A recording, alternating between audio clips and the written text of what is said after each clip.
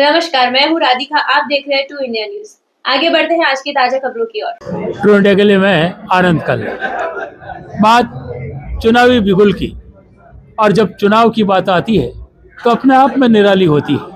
और जहां सबकी वकालत करने वाले वकीलों की चुनाव की बात आती है तो राजस्थान एडवोकेट एसोसिएशन के जो चुनाव हो रहे हैं और उस चुनाव के लिए अध्यक्ष पद के लिए जो उम्मीदवार के रूप में जिन्हें किसी पहचान की जरूरत नहीं, 15 बार पहले ही वो विजय हो चुके हैं और इस बार फिर चुनाव मैदान में है।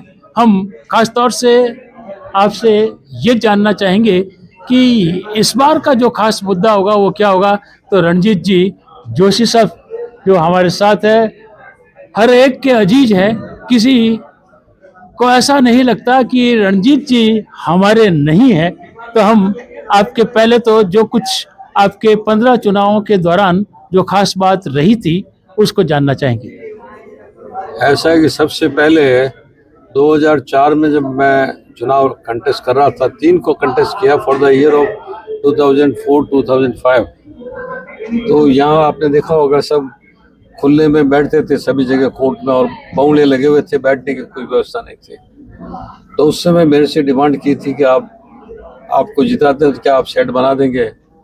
तो मैंने कहा बिल्कुल बनाएंगे। तो कहा 100 साल में नहीं बने, एसोसिएशन में पैसे नहीं, हाई कोर्ट की परमिशन नहीं है, गार्डन थे चारों ब्लॉक। तो मैंने कहा कुछ भी हो मैं आपके सेट बना दूंगा। तब उन्होंने कहा अगर आप सेट बना देते हो तो आजीवन हम आपको वोट देंगे, प्रेसिडेंट बनते आप थक जाओगे लेकिन हम वोट देते हुए नहीं थकेंगे। तो उसके बाद मैं कंटेस्ट किया, इलेक्ट हुआ, और मैंने सामने 4 ब्लॉक से हाई कोर्ट के सामने, जहाँ बड़े बड़े मैंने शेड्स बनवाए और उसमें सीमेंटेड फर्श बनवाए, और टेबल्स भी मैंने जो है फ्री में प्रोवाइड की, बाहर से कहीं से पैसा लाके, और पंखे भी लगाए। तो उसके बाद ये कारवां चलता रहा और मुझे प्रेसिडेंट के लिए चुनाव कंटेस्ट के लिए अधिवक्तागण चाहते थे, इसलिए मैंने ये काम शुरू किया। आप देख रहे हो कि एंट्रेंस से लेके एग्जिट जो बलदेव राम जी मिर्दा जो मार्ग है वहाँ तक पूरे कचड़ी को मैंने शेड से जो है वो छा गई, और हर जगह वकीलों को टेबल, पंखे, शेड्स, बैठने की व्यवस्था की गई। फिर सेकंड दौर आया जिसमें मैंने चैम्बर्स बनाने शुरू किए। तो न्यू जुबली चैम्बर्स जो ILR की बिल्डिंग थी हाई कोर्ट से लेके, इसमें न्यू जुबली चैम्बर्स बनाए। और इसके बाद जो है वो पुराने RTO के सामने जो गोल्डन जुबली है उसमें 36 चैम्बर नीचे बनवाए, 36 उसके ऊपर बनाए, बहुत चैम्बर्स सेल्फ फाइनेंस स्कीम में बनाए। तो करीब 110 से ज़्यादा चैम्बर्स जो है वो मैंने पुराने परिसर के अंदर जो है बनवाए या सेल्फ फाइनेंस स्कीम में बनाए। इसी दौरान क्या है कि 2000 मेरा 4 में एक सपना था कि ये काम अगर हो जाए पूरा तो वकीलों के लिए कॉलोनी बने, ताकि बाहर से कोई भी वकील आता है या यहाँ भी वकील करता है। तो सबसे मुश्किल काम होता है ज़मीन खरीदना, और ज़मीन होती है तो फिर मकान बन ही जाता है। तो उस समय जो मुख्यमंत्री जी थी वसुंधरा राजे साहिबा, और उस समय DD चेयरमैन थे राजेंद्र जी गहलोत साहब, और अलॉटमेंट कमेटी में राजेंद्र जी बुराना थे, मेरे मामा कमलेश जी थे, और भी कोई मेंबर्स थे। तो मैं उनसे मिला और कई स्कीमें हमने यहाँ देखी, कई लैंड्स देखी, लेकिन ये सिया महाराज के आश्रम के पास ज़मीन मुझे पसंद आई तो मैंने सेलेक्ट की थी। मेरे रिक्वेस्ट को बोर्ड ने माना और 1495 प्लॉट्स स्कीम जो रामराज एडवोकेट नगर बनाई गई। रामराज जी वकील साहब आप जानते हैं, सीनियर एडवोकेट थे वो, उनके नाम से कॉलोनी बनाई गई। 2008 में जो है 539 प्लॉट अलॉट्स पे, उसके बाद और प्लॉट बच गए थे रिजर्व प्राइस में।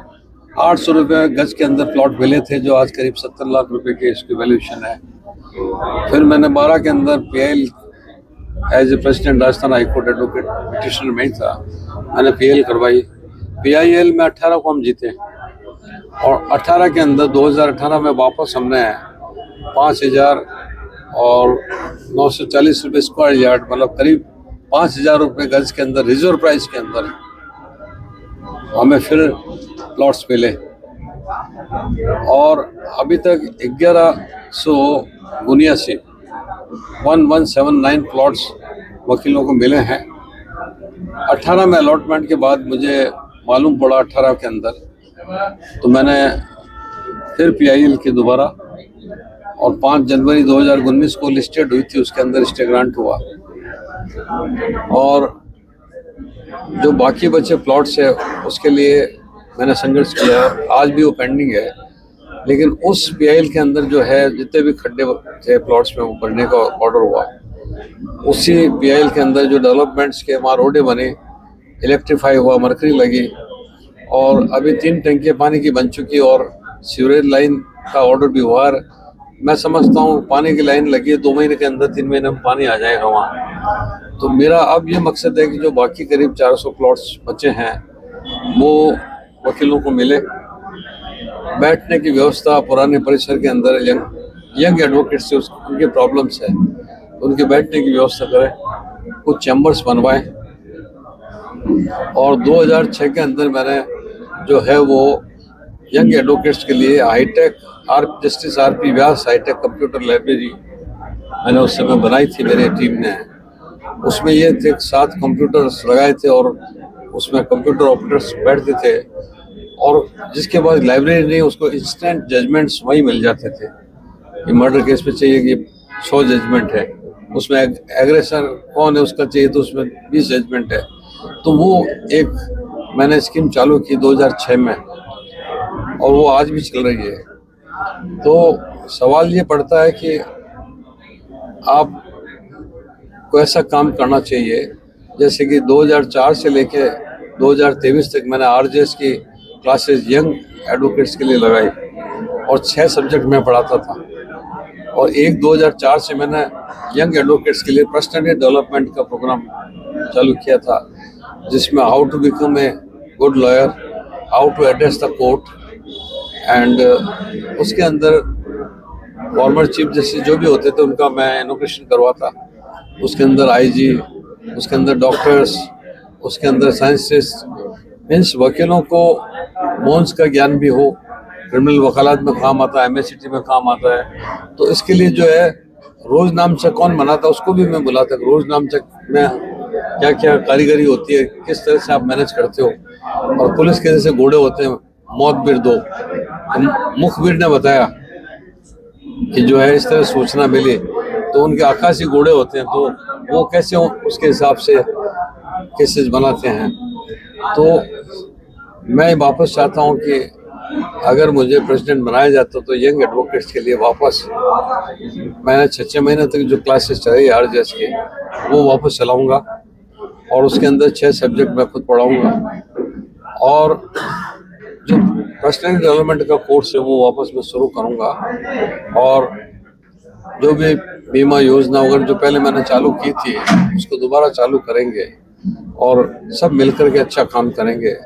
तो एक बार वकीलों की मान सम्मान और प्रतिष्ठा फिर बढ़े, उसके लिए मैंने आजीवन संघर्ष किया है, फिर दोबारा मैं उसके लिए संघर्ष करूंगा, इसके लिए मैं कटिबद्ध हूँ। एक और छोटा सा सवाल कि जब यंग वकीलों की बात आती है तो सबसे बड़ी समस्या ये आती है कि जिनका बैकग्राउंड बड़ा अच्छा नहीं होता, जिनके घर में कोई वकील नहीं होते और वे जब यहाँ आते हैं और RJS की तैयारी भी करते हैं, सब कुछ है, लेकिन जो सीनियर एडवोकेट है वे अगर उनको सपोर्ट करते हैं तो निश्चित रूप से उनके पैरों पर खड़े होने के लिए एक आधार बन जाता है। क्या इस तरह का विचार भी कुछ ऐसे सीनियर एडवोकेट के साथ मिलकर के आप करना चाहेंगे? बिल्कुल करेंगे, लेकिन आजकल जो अब जूनियर्स रहने का ट्रेंड मुझे लग रहा है ख़त्म हो रहा है। कोई ज़माना था जब जूनियर्स रहते थे, 5-5, 10-10 साल भी रहते थे और कानून की ये समझते भाई कि बारीकियाँ को हम सीख रहे हैं। अभी मॉडर्न पैटर्न के अंदर जो है कंप्यूटर्स आ गए, टैब्स आ गए, गूगल आ गया, तो उसकी मदद युवा वकीलों को मिलती है और युवा वकील जो है उसके सारे अपने जो है नॉलेज बढ़ा करके और खुद प्रैक्टिस कर रहे हैं। अच्छी बात है, अच्छी शुरुआत है ये। और हाँ, अगर कोई सीनियर्स के पास रहता है तो उसको ध्यान रखना ज़रूरी है, उसको कम से कम स्टे फंड देना चाहिए और उसके बारे में उसको टीच भी करना चाहिए, सिखाना भी चाहिए। ये अच्छी बात आपने पूछी है, ऐसा होना चाहिए, इसके लिए प्रयास करेंगे। एक और बहुत अच्छी बात जो आपने शुरुआत जहाँ से की थी कि जहाँ छपरे नहीं थे और वहाँ बैठने के लिए सुविधा मिली, चैम्बर भी उनके मिलने लगे, क्या आगे आपका ऐसा भी रहेगा कि हर व्यक्ति छपरे से उठ कर के चैम्बर तक आ सके? बिल्कुल रहेगा साहब, क्योंकि सबसे पहले छपरे की मांग थी तो मैंने वो काम शुरू किया। सारे शेड्स पूरे ओल्ड परिसर में आप एंटर करते हैं और एग्जिट होता है, हर जगह छपरे, टेबल्स, पंखे सब लगे हैं और एक ही कलर है, वाइट कलर, और जो है वो केसरिया कलर, वो सारा जो है सारी सीटों पे भी मैंने उस समय करवाया था। तो हमारी टीम ने अच्छे काम किए। तो मैं चाहूँगा कि अच्छे चैम्बर्स भी बने। मेरे एफर्ट से 500 चैम्बर हाईकोर्ट में भी बने थे, नया हाईकोर्ट में। Former chief justice Arun Kumar ji Mishra साहब से ही मैंने 500 चैम्बर्स का ऑर्डर करवाया था रिटर्न के अंदर, और उसमें भी मेरी बहुत काफ़ी भूमिका रही। तो मैं चाहूँगा इस बार चैम्बर्स बने, महिला अधिवक्ताओं को और यंगस्टर्स को भी उसका लाभ मिले, और सीनियर्स के पास तो अमूमन चैम्बर्स है, और जहाँ आवश्यकता पड़ी, जहाँ डिमांड हो गई कुछ शेड बनाना चाहिए, तो वो शेड और टेबल्स वगैरह जो भी है और आरजेएस की बुक्स वो प्रोवाइड करने की मैं जो है ज़रूर कोशिश करूँगा। इस सेमिनारों के बारे में भी जानना चाहेंगे कि जो आज नए कानून बनते हैं उनके लिए स्पेशल सेमिनार की जो ज़रूरत होती है, उसके लिए जो सीनियर एडवोकेट जो कानून बदल रहे हैं उसके लिए क्या कहेंगे? बहुत अच्छा सवाल पूछा। 2023 बीएनएस और 2023 बीएनएसएस और भारतीय साक्ष्य नियम में काफ़ी बदलाव आए हैं, तो उसके लिए भी नॉट ओनली यंग लॉयर्स लेकिन सभी अधिवक्ताओं के लिए ये ज़रूर एक ऐसे सेमिनार आयोजित करें हम, और जो नए प्रोविजंस है उसके बारे में एनलाइटन करें और कितना डिफरेंस हुआ है।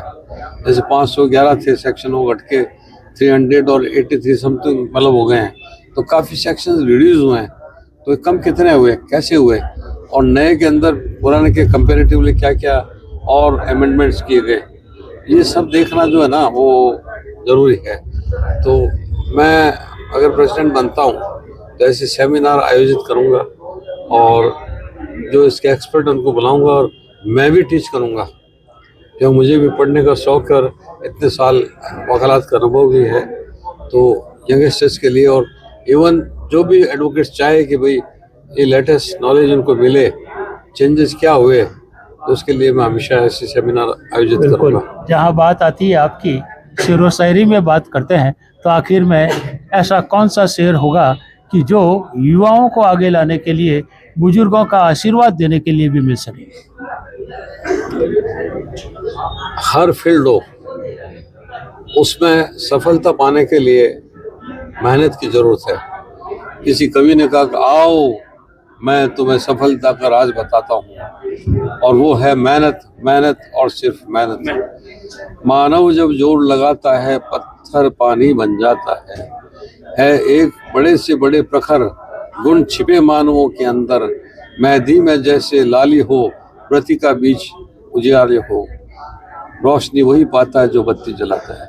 बहुत बहुत धन्यवाद। बिल्कुल देख सकते हैं आप कि जिस तरीके से युवा शक्ति को आगे लाकर के बात की जा रही है, जहां शुरुआत चैम्बर की तो छोड़ो, छपरे तक नहीं थे, और वहां वे छपरे लग करके चैम्बर तक बने, और वकीलों के लिए जब जरूरत होती है उनके आवाज़ की तो वहां तक की बात होती है, और नए हाईकोर्ट परिसर में भी निरंतर आपका सहयोग बना रहता है।